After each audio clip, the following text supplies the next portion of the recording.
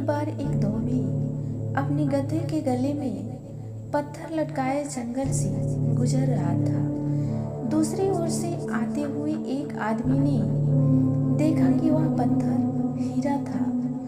धोबी को उसकी कोई जानकारी नहीं थी।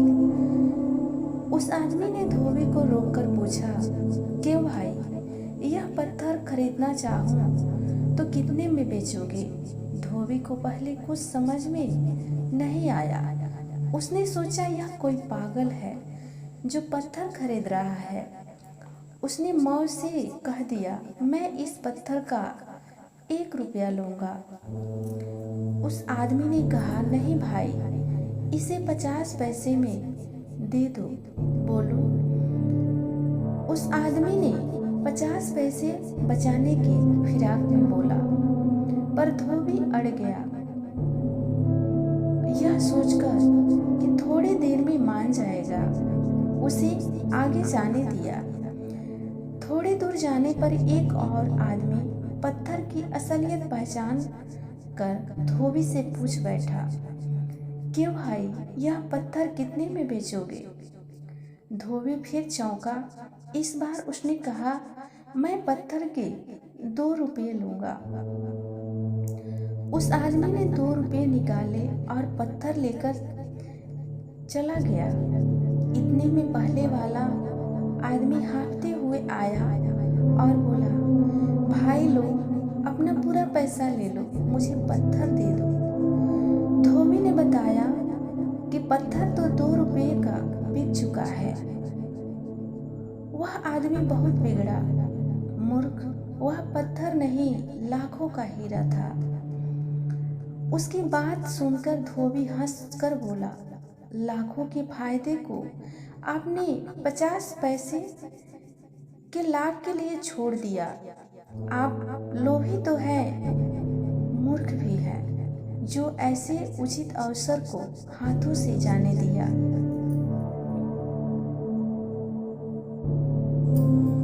एक बार एक शिष्य भगवान बुद्ध से पूछा कि क्या विद्या को किसी से बल द्वारा भी सीखा जा सकता है?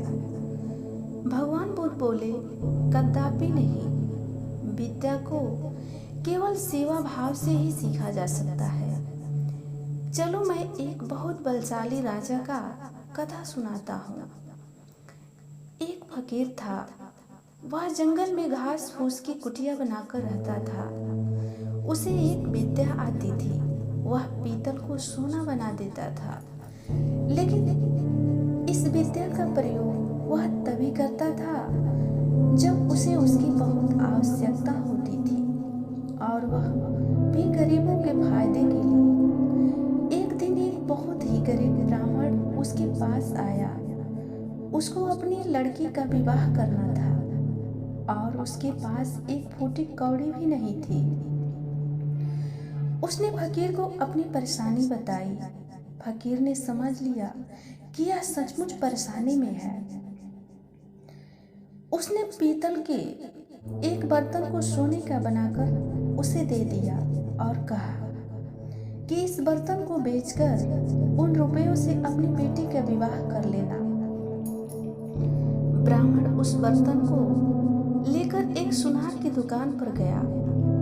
जब उसने सुनार को वह बर्तन दिया तो सुनार को संदेह हुआ, ऐसे फटेहाल आदमी के पास सोने का बर्तन हो न हो, यह राजा का ही है। सुनार उसे पकड़कर राजा के पास ले गया। राजा ने पूछा कि क्या बात है, तो उसने सारी बात सच सच बता दी। बात सुनकर राजा के मन में लालच आ गया। उसने सोचा फकीर को बुलाकर यह विद्या अवश्य सीखनी चाहिए। यह सोचकर उसने ब्राह्मण को तो छोड़ दिया, साथ ही अपने एक सिपाही से कहा कि जाओ और उस फकीर को पकड़कर ले आओ। सिपाही गया और थोड़ी देर में ही फकीर को लेकर आ गया। राजा ने कहा, फकीर, तुम पीतल को सोना बनाना जानते हो? फकीर बोला, जी हाँ, राजा ने कहा, यह विद्या हमें सिखा दो। फकीर निडरता से बोला, नहीं, मैं ऐसा नहीं कर सकता। राजा ने कड़क कर कहा, जानते हो मैं कौन हूँ? फकीर बोला, जानता हूँ, खूब अच्छी तरह से जानता हूँ। राजा को बहुत गुस्सा आया। उसने कहा, मैं तुम्हें 15 दिन का समय देता हूँ। अगर इस बीच तुमने मुझे विद्या सिखा दी तो ठीक है, नहीं तो फांसी पर लटकवा दूंगा।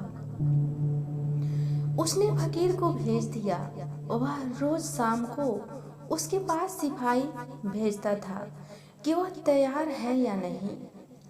फकीर का एक ही उत्तर था, नहीं। ऐसी विद्या को राजा छोड़ना नहीं चाहता था। उसने देख लिया कि फकीर को डराने धमकाने से कोई नतीजा नहीं निकलेगा, तो उसने दूसरा उपाय सोचा। जब 7 दिन बाकी रह गए तो उसने अपना भेष बदला और फकीर के पास जाकर उसकी सेवा करने लगा। उसने फकीर की इतनी सेवा की कि फकीर खुश हो गया। फकीर ने पूछा, बोल तू क्या चाहता है? राजा ने कहा, मुझे आप वह विद्या सिखा दीजिए जिसे आप पीतल से सोना बना देते हैं। फकीर ने उसे विद्या सिखा दी और कहा, देखो, इसका इस्तेमाल दीन दुखियों की भलाई के लिए ही करना है। राजा अपने महल में आ गया। 15वें दिन उसने फकीर को बुलाया और कहा, बोलो, विद्या सिखाने को तैयार हो या नहीं? फकीर ने कहा, नहीं। तो तुम्हें फांसी लगवा दो। फकीर ने कहा, जरूर। तब राजा ने गर्व से हंसकर कहा, जिस विद्या का तुम्हें इतना घमंड है उसे मैं जानता हूँ। इतना कहकर राजा ने एक पीतल के बर्तन को सोने का बनाकर दिखा दिया। फकीर ने कहा, राजन, तुमने यह विद्या किसी की सेवा करके सीखी है? विद्या कभी भी डरा धमकाकर हासिल नहीं किया जा सकता है। सभी शिष्य गौतम बुद्ध की कहानी से बहुत खुश हुए और अपना भोजन करके विश्राम करने लगे।